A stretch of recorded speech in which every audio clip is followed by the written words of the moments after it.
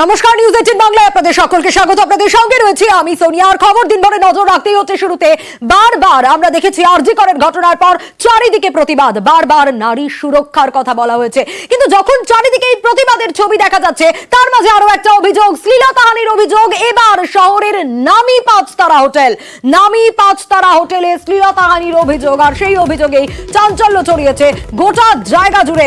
জন্মদিনের পার্টিতেই শ্লীলতাহানির অভিযোগ। দুই অভিযুক্ত ইতিমধ্যেই আপনাদের জানাবো, আরো বিস্তারিত এই বিষয়ে আপডেট নেব। তবে তার আগে আরো একবার জানাই, কলকাতার নামী পাঁচতারা হোটেলে শ্লীলতাহানির অভিযোগে চাঞ্চল্য। সায়েন্স সিটির কাছে ওই তারকা হোটেলে জন্মদিনের পার্টি চলছিল, আর তখনই এই খবর সামনে আসছে, এই অভিযোগ সামনে আসছে। আরো বিস্তারিত শার্নিক এ বিষয়ে আমাদের জানাতে পারবে। শার্নিক, এই যে অভিযোগ দায়ের হলো, কি ব্যবস্থা নেওয়া হলো? এখনো পর্যন্ত যেটা জানতে পারা যাচ্ছে, আজকে সকালবেলা প্রগতি ময়দান থানায় যিনি অভিযোগকারী তিনি অভিযোগ দায়ের করেন, এবং সেই অভিযোগ দায়ের করার সঙ্গে সঙ্গেই কলকাতা পুলিশের প্রগতি ময়দান থানার তরফে কিন্তু ব্যবস্থা গ্রহণ করা হয়। যে হোটেল রয়েছে সেই হোটেলে পৌঁছে যায় প্রগতি ময়দান থানার পুলিশ, এবং সেখান থেকে ঘটনার সময় অর্থাৎ গতকাল রাতের সিসি ক্যামেরা ফুটেজ, সেই ফুটেজ তারা খতিয়ে দেখেন, এবং সঙ্গে সঙ্গে হোটেল কর্তৃপক্ষের কাছ থেকে গেস্ট লিস্ট তলব করে তারা কিন্তু সেখান থেকে দুজন যে অভিযুক্ত, যে দুজনের বিষয়ে অভিযোগকারী লিখিত অভিযোগ দায়ের করেছিলেন, তাদের দুজনকে গ্রেফতার করা হয়েছে কলকাতা পুলিশের তরফে ইতিমধ্যেই। যেটা জানতে পারা যাচ্ছে তার মধ্যে তিনি মূল অভিযুক্ত, তিনি দিল্লির বাসিন্দা এবং তিনি মূলত এনআরআই, তিনি ইতালিতে থাকেন। তিনি কলকাতায় এসেছিলেন কোনো একটি কাজে, এবং সেই কাজে এখানে তিনি এই কাজ করেছেন, এবং তার সঙ্গে আরো একজন যিনি বউবাজারের বাসিন্দা ব্যবসায়ী, তাকেও কিন্তু পুলিশ গ্রেফতার করেছে। যে দুজনের বিষয়ে অভিযোগ ছিল তাদের কিন্তু একাধিক মহিলা শ্লীলতাহানি করার অভিযোগ সেখানে লিখিত অভিযোগপত্রে দায়ের, তেমনটাই অভিযোগ করা হয়েছে, এবং সেই মতোই কলকাতা পুলিশের তরফে তাদের দুজনকে গ্রেফতার করা হয়েছে। বেসানিক অর্থাৎ মহিলার অভিযোগ পেয়ে তৎপর পুলিশ, আর এক এনআরআই সহ দুই অভিযুক্ত গ্রেপ্তার। শ্লীলতাহানির অভিযোগে চাঞ্চল্য শহরের নামী তারকা হোটেলে। জন্মদিনের পার্টি চলছিল, আর সেখানে এই অভিযোগ উঠে আসছে। কিন্তু ঠিক কি ঘটেছিল, কি হয়েছিল আসলে, আরো বিস্তারিত জানবো। অর্পিতা রয়েছেন আমাদের প্রতিনিধি আমাদের সঙ্গে। অর্পিতা, একটা বিষয় একটু জানতে চাইবো, ঠিক কি ঘটেছে, মূল অভিযোগটা ঠিক কি?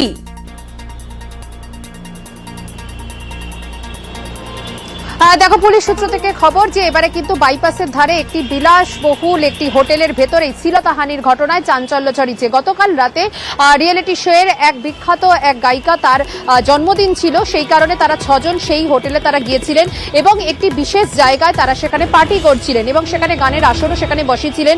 আচমকাই 50 এক ব্যক্তি সেখানে আসে, এবং যিনি গান করছিলেন তার সেই গানের সময় কিন্তু তিনি সেখানে উত্ত্যক্ত করতে থাকেন। এরপর কিছুক্ষণ পরে অভিযোগকারিনী এবং তার যে বান্ধবী যেখানে ছিলেন সেই বান্ধবীর কাছে এসে ওই ব্যক্তি সেখানে তিনি নাচ করতে শুরু করেন। তখন ওই অভিযোগকারিনী এবং তারা যে বন্ধুরা যারা গিয়েছিলেন 6 জন, তারা সেখান থেকে তারা সরে আসেন। কিন্তু আবারও ওই ব্যক্তি কিছুক্ষণের মধ্যেই এই অভিযোগকারিনীর এক বন্ধুকে সে জানায় যে ওই তরুণীর সঙ্গে তিনি ডান্স করতে চায়। এরপরেই কিন্তু শুরু হয় প্রতিবাদ, এবং অভিযোগকারিনী তিনি নিজে সেখানে প্রতিবাদ করতে গেলে তাকে হাত ধরে টানাটানি করে এবং শ্লীলতাহানি করা হয় বলে অভিযোগ। এমনকি ঘটনা এমন পর্যায়ে পৌঁছে যায় যে তাকে থ্রেট করে, তাকে বলে যে তাকে কি চেনে, যে তিনি কে। এরপরে কিন্তু এই হুমকির সুরে যখন কথা বলে, তখন কিন্তু এই অভিযোগকারিনী এবং তারা যে 6 জন গেছিলেন তারা তীব্র প্রতিবাদ করেন। কিন্তু হোটেলের কর্তৃপক্ষকে ডাকার পর হোটেল কর্তৃপক্ষ ওই ব্যক্তির বিল মিটিয়ে তাকে বের করে দেয় ঘটনাস্থল থেকে। তখন এই অভিযোগকারিনী এবং তার যারা বন্ধু তারা পুলিশকে ফোন করে। প্রগতি ময়দান থানার পুলিশ কিছুক্ষণের মধ্যেই সেই ঘটনাস্থলে যায়, পুরো ঘটনাটা শুনে সিসি ক্যামেরার ফুটেজ তারা সংগ্রহ করে, এবং তারপরে অরুণ কুমার সহ তার এক সহযোগীকে গ্রেপ্তার করে। আর এখানেই উঠছে যে যেখানে কিনা পাঁচতারা হোটেলের এই বিলাসবহুল হোটেল, যেখানে কিনা একেবারে প্রাইভেট একটি পার্টি সেখানে চলছিল, সেই জন্মদিনের পার্টিতে কি করে এই ব্যক্তি গেল, এবং সেখানে যে সে খাওয়া দাওয়া করছিল তার নাম এবং পরিচয় সেসবও কিন্তু গোপন রেখেছিলেন এই অভিযোগকারিনীর থেকে। তাহলে এই ঘটনায় যে নিরাপত্তা অর্থাৎ সিসি ক্যামেরার ফুটেজ রয়েছে, এত সিকিউরিটি রয়েছে, তা সত্ত্বেও একের পর এক এই মহিলাকে কিভাবে উত্ত্যক্ত তিনি করছিলেন এবং শ্লীলতাহানির ঘটনা কিভাবে ঘটলো তা নিয়ে কিন্তু এই হোটেলের যারা কর্তৃপক্ষ তাদের কিন্তু যথেষ্টভাবে তাদেরকে নিয়ে প্রশ্ন তুলেছে অভিযোগকারিনী। একেবারে বেশ অর্পিতা।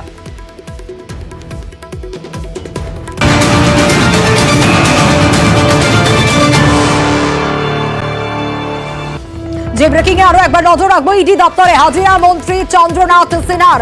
শিক্ষক নিয়োগ দুর্নীতি মামলা, আর সেই মামলাতে চন্দ্রনাথ সিনহাকে তলব করে এনফোর্সমেন্ট ডিরেক্টরেট।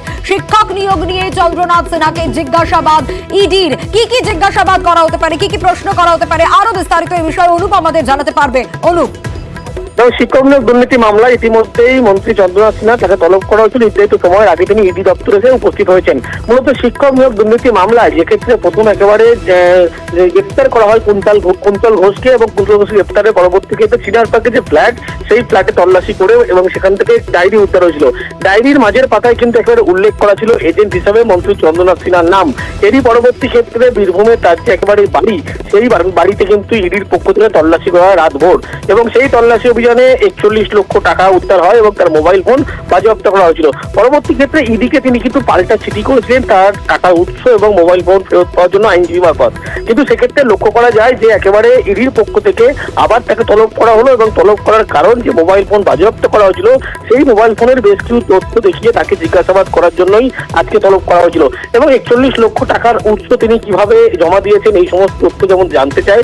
অন্যদিকে কুন্তল ঘোষ যাকে গ্রেপ্তার করা হয়েছে, তার ডায়েরিতে মাঝের পাতায় কেন তার নাম এজেন্ট হিসেবে উল্লেখ ছিল, কিভাবে লেনদেন, আর্থিক লেনদেন কিভাবে আদৌ হয়েছিল কিনা, কিভাবে হয়েছিল, এই সমস্ত বিষয় জানতে চায়। ইতিমধ্যে ইডির পক্ষ থেকে তদন্তকারী 3 জন আধিকারিক তাকে জিজ্ঞাসাবাদ করছে, এবং এখনো পর্যন্ত প্রত্যেকটি বিষয় কিন্তু তাকে বয়ান লিপিবদ্ধ করা হচ্ছে।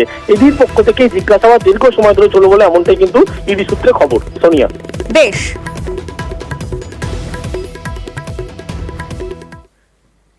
আর এবার নজর রাখবো চিকিৎসক বিরূপাক্ষ বিশ্বাস, তাকে বদলি করলো স্বাস্থ্য দপ্তর। স্বাস্থ্য দপ্তরের তরফ থেকে বদলি করা হলো, কারণ এই বিরূপাক্ষ বিশ্বাস তিনি সন্দীপ ঘোষ ঘনিষ্ঠ এবং তার নামে একাধিক অভিযোগ রয়েছে।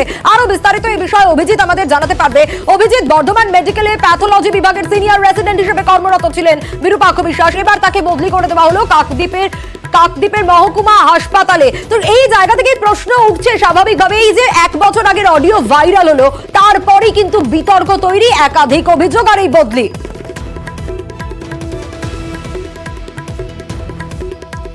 অভিজিৎ, শোনা যাচ্ছে?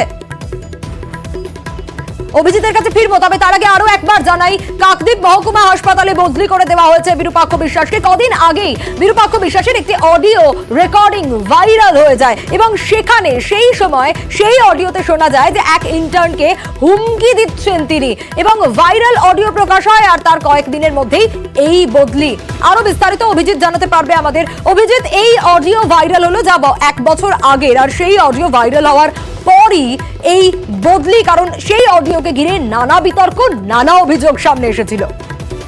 এটি সোনিয়া, যেভাবে এই ভাইরাল অডিওতে গত বছর 1 বছর আগে কলকাতা মেডিকেল কলেজ হাসপাতালের এক ইন্টার্নকে যেভাবে হুমকি দেওয়া হয়েছিল, এবং তাকে দেখে নেওয়ার হুমকি, এমনকি প্রাণে মারারও হুমকি দেওয়া হয়েছিল, এবং তার পরিপ্রেক্ষিতে এবং সম্প্রতি বর্ধমান মেডিকেল কলেজ জুড়ে যে আন্দোলন শুরু হয় ছাত্রদের, এবং একই সঙ্গে ইন্ডিয়ান মেডিকেল অ্যাসোসিয়েশন বা IM এর চিকিৎসকদের একাংশ তারা অভিযোগ করেছিলেন যে গত 9ই আগস্ট আর.জি.কর হাসপাতালে যে ঘটনা হয় সেখানে কেন বিরূপাক্ষ গিয়েছিল, এবং এই সমস্ত কারণ মিলিয়েই রাজ্য স্বাস্থ্য দপ্তর বিরূপাক্ষ বিশ্বাসকে বর্ধমান মেডিকেল কলেজের প্যাথোলজি ডিপার্টমেন্টের সিনিয়র রেসিডেন্ট পদ থেকে তাকে বদলি করলো একদম দক্ষিণ 24 পরগনার কাকদ্বীপ মহকুমা হাসপাতালে, সেখানকার সিনিয়র রেসিডেন্ট প্যাথোলজি ডিপার্টমেন্টে। এবং এই বদলির পর স্বভাবতই চিকিৎসকরা যারা আন্দোলন করছেন, যারা জুনিয়র ডাক্তাররা, তারা কিন্তু যথেষ্টই তাদের স্বাগত জানিয়েছেন এই সিদ্ধান্তকে। সোনিয়া, বেশ অভিজিৎ। ভাইরাল অডিও ঘিরে বিতর্ক, আর তারপরই বদলি করে দেওয়া হয় বিরূপাক্ষ বিশ্বাসকে। এবার কাকদ্বীপে তাকে বদলি করা হয়েছে, কিন্তু কাকদ্বীপে ছবিটা ঠিক কি এই মুহূর্তে? বিরূপাক্ষ বিশ্বাস, তার বিরুদ্ধে ক্ষোভ, কাকদ্বীপেও সেই ছবি ধরা পড়ছে। দেখুন, একেবারে প্ল্যাকার্ড নিয়ে রীতিমতো বিক্ষোভের ছবি হাসপাতালের গেটের সামনে। আমরা তাই বলতে চাই, কাকদ্বীপের মতো জায়গায় গোটা পশ্চিমবাংলার কোথাও যেন এই দক্ষিণ মানুষদের তাইরা হয়। এখনো বিচার পায়নি আমাদের বোন। সমস্ত হাসপাতালগুলোতে স্বাস্থ্য জালিয়াতি শুরু করেছে। বিশ্বজিৎ রয়েছেন আমাদের সঙ্গে। বিশ্বজিৎ, আমরা ছবিটা দেখাচ্ছিলাম, এখনো কি একই ছবি ধরা পড়ছে? কারণ এই চিকিৎসক বিরূপাক্ষ বিশ্বাসকে বদলি করা হয়েছে কাকদ্বীপে, কিন্তু সেখানে তো মানুষের ক্ষোভ নজরে আসছে। হ্যাঁ দেখো, এখন পর্যন্ত কিন্তু তাদের এই যে সিপিএম এর বিক্ষোভ কর্মসূচি কিন্তু চলছে প্রায় 1 ঘন্টা হতে চললো। এই মুহূর্তে যেটা দেখা যাচ্ছে, কাকদ্বীপ হাসপাতালের একদম গেটের সামনে তারা একদম পাহারাদারের মতো দাঁড়িয়ে রয়েছে। এই মুহূর্তে যে ডাক্তারবাবুকে এখানে বদলি করা হয়েছে তাদেরকে কোনো মতেই তাকে কিন্তু এই হাসপাতালে ঢুকতে দেওয়া হবে না। এমনকি তারা বলছেন যদি ঢুকতে হয় তাদের দেহর উপর দিয়ে এই ডাক্তারবাবুকে ঢুকতে হবে, এমনটাই কিন্তু তারা কিন্তু অভিযোগ করছে। এবং তারা যেটা বলছেন, যতক্ষণ না এই ডাক্তারবাবু ঢোকে ততক্ষণ কিন্তু এই যে বিক্ষোভ কর্মসূচি কিন্তু চলবে। এবং এর পাশাপাশি এই মানে যত সময় গড়াচ্ছে কিন্তু মানুষজনও আরো ভিড় করছেন। এবং এই মুহূর্তে এখন যেটা যে গেটের 2টো গেট রয়েছে কাকদ্বীপ হাসপাতালে, 2টো গেটের মুখেই একদম যেটা বলে নজরদারি চালানো হচ্ছে যে এই ডাক্তারবাবু কখন ঢুকবে সেই অপেক্ষা করা হচ্ছে। বিরূপাক্ষ বিশ্বাসকে ভিতরে ঢুকতে দেবেন না, এখনো কি তারা সেই দাবিতেই অনড় রয়েছেন যে তারা হাসপাতালের ভিতর যেতে দেবেন না? হ্যাঁ একেবারেই, দেখো এইভাবেই কিন্তু সব 2টো গেটের মধ্যেই কিন্তু সবাই দাঁড়িয়ে রয়েছে। তারা কিন্তু মাইক নিয়ে বিক্ষোভ দেখাচ্ছেন এবং একটা অবস্থান বিক্ষোভ শুরু করেছেন। কোনো মতে ডাক্তারবাবুকে এই কাকদ্বীপের হাসপাতালে ঢুকতে দেবেন না, এমনটাই কিন্তু তাদের পক্ষ থেকে বলা হচ্ছে। আচ্ছা বেশ, এখনো বিচার পায়নি আমাদের গোটা ভারতবর্ষের সব রাজ্য এবং পৃথিবীর বিভিন্ন দেশ থেকে যখন এই সমস্ত বার্তা আসছে যে তিলোত্তমার বিচার চাই, নির্যাতিতার বিচার চাই, এবং যা আমরা ছবিতে দেখছি, যা ভিডিওতে দেখছি, তাতে এই বিরূপাক্ষ বিশ্বাস ওখানে তাকে ছবিতে দেখা গেছে। এখন এই মুহূর্তে তাকে কাকদ্বীপে এখানে সুপারে জয়েন করার জন্য পাঠানো হচ্ছে। একে জয়েন করানো যাবে না, আগে বিচার হোক। আর ওর যে নাম উঠেছে ও নিজে প্রমাণ করুক যে আমি কেউ না, আমরা ঢুকতে দেবো না, আমরা আটকে দেবো, দরকার হলে আমরা শুয়ে পড়বো এখানে। আমরা প্রতিবাদ জানাচ্ছি, ওনাকে এই হাসপাতালে আমরা ঢুকতে দেবো না, কারণ এখানেও উনি এরকম একটা দুর্নীতির সঙ্গে যুক্ত হয়ে যেতে পারে। যতক্ষণ উনি আসবেন ওনাকে আমরা ঢুকতে দেবো না, ততক্ষণ আমরা রাস্তায় আছি। আর এই আর্যিকর কাণ্ডের যতক্ষণ না তার শাস্তি, দোষীদের শাস্তি দেওয়া হয়, তাদের জন্য আমরা প্রতিদিন আমরা হচ্ছে কি রাস্তায় নামছি। এবং কিন্তু এই যে বদলির সিদ্ধান্ত, এর আগে যে ভুরি ভুরি অভিযোগ বিরূপাক্ষ বিশ্বাসের বিরুদ্ধে, কোথা থেকে সূত্রপাত? 1 বছর আগের একটা অডিও ভাইরাল হয়েছে এবং সেই অডিওতে দেখা যাচ্ছে যে রীতিমতো হুমকি দিচ্ছেন চিকিৎসক পড়ুয়াকে বিরূপাক্ষ বিশ্বাস। ঠিক কি ছিল সেই অডিওয়ে, কি শোনা গিয়েছিল, কিভাবে হুমকি দিচ্ছিলেন ডক্টর বিরূপাক্ষ বিশ্বাস, শোনাবো। হ্যাঁ বলুন। শুনতে পাচ্ছিস? শুনতে পাচ্ছি। ডাক্তার কবে হবি? মানে তো পাস করে করবি, ইন্টার্নশিপ করে তো ইন্টার্নশিপ কমপ্লিট হয় মে মাসে। মে মাসে তার যদি সার্টিফিকেট না পাস তাহলে কি হবে? কেন ধরবি তো 10,000 করে মেডিকেল কাউন্সিলে? কেন কথা বলছি যে চন্দ্রমণি ঝাড় নাম শুনেছিস? ওটা আপনি দিয়েছিলাম, বছর পরে কি গেছে? তো তা কি দিয়ে গেল? আমি তো কিছু করিনি দাদা। কেন কি হয়েছে? কিছু করিস, বিয়েতে করিস। আমার নাম বিরূপাক্ষ বিশ্বাস, না শুনেছিস? শুনিস? শুনবি সময় শুনবি। যখন যেদিন ঢুকে সবাই পাঠিয়ে দেবো থেকে, সেদিন শুনবি, সেটা অন্য ব্যাপার। তুই বিএসএ করতে চাস, কি করিস না করিস আমার ঘুরি কোনো মাথা ব্যথা নেই, ঠিক আছে? কর ভালো করে, যা করার কর, কিন্তু কলেজে বেড়ে কর, 1 নম্বর। দ্বিতীয়ত তুই যদি কথা না শুনিস, আমি তোকে 2বার ফোন করবো, আমি কাউকে 2বার ফোন করি না। তো আমি কে সেটা তো প্রিন্সিপালকে গিয়ে জিজ্ঞাসা করে নিবি। প্রিন্সিপাল আছে, ডিন আছে, আর কে কে আছে তোর কলেজে জিজ্ঞাসা করে নিস। তৃতীয় কথা, ঠিকঠাক কথা না থাকলে তোর রেজিস্ট্রেশন আসতে দেবো। কি হয়েছে এটা মাথায় রাখিস, ঠিকঠাক না থাকলে তোর রেজিস্ট্রেশনটা আটকে দেবো, এরকম আমার গ্যারান্টি দিস, ঠিক আছে? 1 বছর কোর্টে করবি, চাস এসব নাকি যাস না, কোনটা? আর আমার নামে যদি কমপ্লেন করতে হয়, নামটা লিখে নে, ডক্টর বিরূপাক্ষ বিশ্বাস। আবারও বললাম তোকে আমি, ঠিক আছে? তোর মেইন বয়েজ হস্টেলে তুলে দেবো আমি, 500-600 ছেলেকে নিয়ে গিয়ে। সব এমবিবিএস পড়ে, বাইরে ছেলে ঢোকাবো না। এমনি মরে যাবি, কেন করছিস এগুলো? শোনালাম সেই ভাইরাল অডিও, ইন্টার্নকে হুমকি ফোনের অডিও ভাইরাল হয়েছে এবং আরজিকরের আবহে এই বিস্ফোরক অডিও ভাইরাল, যেখানে মেডিকেল সিন্ডিকেটের উল্লেখ, থ্রেট কালচারের অভিযোগ বারবার করে উঠে এসছে। অভিযোগকারী চিকিৎসক তিনি কি বলছেন শোনাবো, কিন্তু তার আগে শোনাবো যে বিরূপাক্ষ বিশ্বাস, এবং বিরূপাক্ষ বিশ্বাস কিন্তু তিনি স্পষ্ট বলছেন যে না, এই যে গলা শোনা যাচ্ছে ভাইরাল অডিওতে, এই গলা তার নয়, আর্টিফিশিয়াল ইন্টেলিজেন্সের সাহায্য নিয়ে কিছু করা হয়েছে, এই অডিও যে গলা শোনা যাচ্ছে তা তার নয়। কিন্তু পাল্টা অভিযোগকারী চিকিৎসক তিনি বলছেন যে না, বিরূপাক্ষ বিশ্বাসই ফোন করেছিলেন তাকে।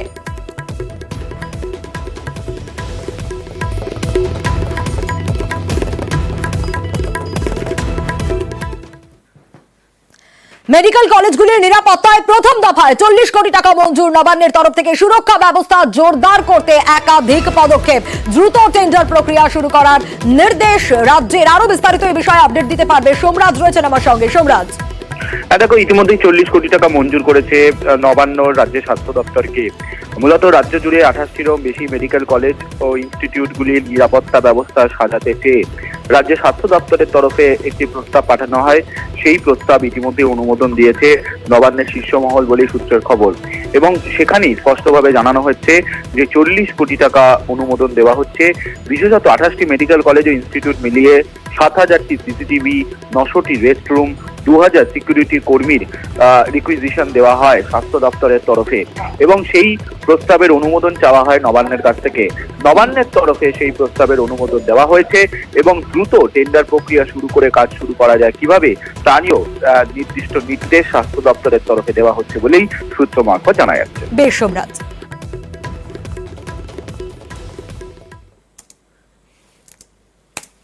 আরজি করের প্রতিবাদ এবার রাজপথে। নির্যাতিতার মা বাবাও আরজি করের এই প্রতিবাদে সামিল হচ্ছেন। এবার নির্যাতিতার মা বাবাও রাজপথে নামছেন। শুধু নির্যাতিতার মা বাবা নয়, নির্যাতিতার পরিবারের সদস্যরাও প্রতিবাদে যোগ দেওয়ার কথা রয়েছে তার পরিবারের সদস্যদেরও।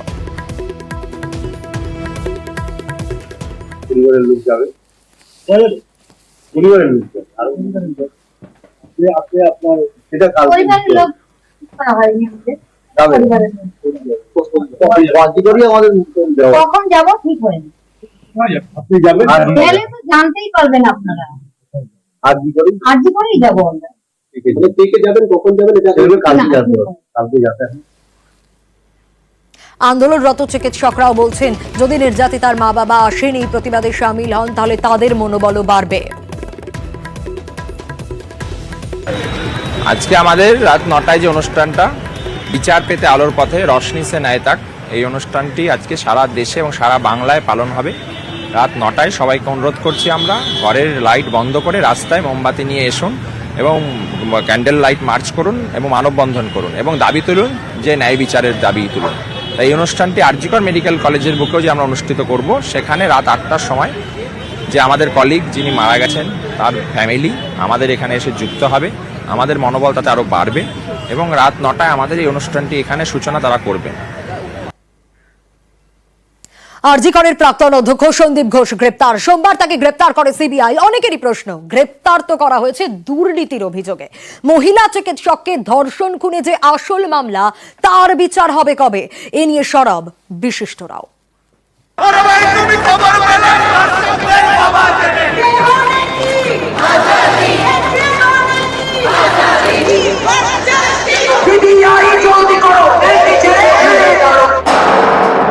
সন্দীপ ঘোষ আরজি করের প্রাক্তন অধ্যক্ষ, দুর্নীতির অভিযোগে তাকে গ্রেফতার করেছে সিবিআই। রেপার মার্ডারের জন্য তো গ্রেপ্তার হয়নি, দুর্নীতির জন্য গ্রেপ্তার হয়েছে। আমাদের আন্দোলন ধর্ষক এবং খুনি তাকে নিয়েও, সেই কারণে যতক্ষণ না গ্রেপ্তার হচ্ছে আমাদের আরো অন্যান্য যে দাবি আছে সেগুলো যতক্ষণ না মানা হচ্ছে, রাস্তায় মানুষ থাকবে।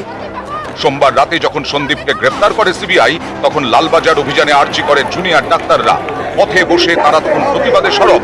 প্রাক্তন অধ্যক্ষের গ্রেফতারির খবর পেতেই তারা উচ্ছ্বাসে ফেটে পড়ে।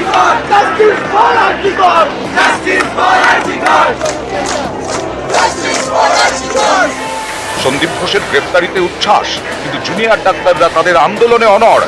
তাদের প্রশ্ন, সন্দীপ ঘোষকে তো দুর্নীতির অভিযোগে গ্রেফতার করা হয়েছে, কিন্তু মূল যে মামলা, সেই ধর্ষণ খুনের বিচার কতদিনে মিলবে?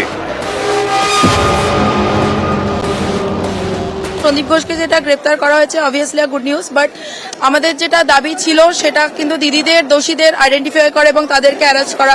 সন্দীপ ঘোষকে কিন্তু সেই জন্য অ্যারেস্ট করা হয়নি, ওনাকে ফাইন্যান্সিয়াল কজ দেখিয়ে সিবিআই অ্যারেস্ট করেছে। প্রথম দিন থেকে বলা হচ্ছে সঞ্জয় রায় তো একজন ডেফিনেটলি হতে পারে না, আরো ডেফিনেটলি অ্যাকিউজ আছে। তাদেরকে মানে কোনো পলিটিক্যাল ইনফ্লুয়েন্স ছাড়া তাদেরকে ধরা হোক, শনাক্ত করা হোক এবং দৃষ্টান্তমূলক শাস্তি দেওয়া হোক, এটাই আমাদের দাবি। সেই তো উনি তো দুর্নীতি মামলায়, আর আমার মেয়ে তো দুর্নীতির বলি কালকে বারবার বলেছি। আশা করছি যে দুইজন মিলে দুর্নীতি এবং খুন ধর্ষণের যে মামলার যে বিচার মানে তদন্ত চালাচ্ছে সিবিআই, তার একটা সাকসেস খুব শিগগিরই পাবে, এটাই আশা রাখছি। মহিলা চিকিৎসকের ধর্ষণ খুনের ঘটনার পরেই সামনে আসে সন্দীপ ঘোষের নানা কীর্তি। আরজি করের অধ্যক্ষের চেয়ারে বসে ভুরি ভুরি দুর্নীতি করেছেন বলে অভিযোগ। দুর্নীতির তদন্ত প্রথমে রাজ্যই শুরু করে। গত 19 আগস্ট দুর্নীতির তদন্তে সিট গঠন করে রাজ্য সরকার। আর্থিক দুর্নীতি নিয়ে অনেক আগেই ভিজিল্যান্স ডিপার্টমেন্টে অভিযোগ করেন আরজি করের প্রাক্তন deputy super Akhtar Ali. 22 August হাইকোর্টের দ্বারস্থ হন তিনি। পরের দিনই আরজি করের দুর্নীতির তদন্তভারও সিবিআই কে দেয় হাইকোর্ট। সেই দুর্নীতির মামলায় সোমবার গ্রেপ্তার সন্দীপ ঘোষ, পাশাপাশি তার ঘনিষ্ঠকেও গ্রেপ্তার করেন কেন্দ্রীয় তদন্তকারীরা।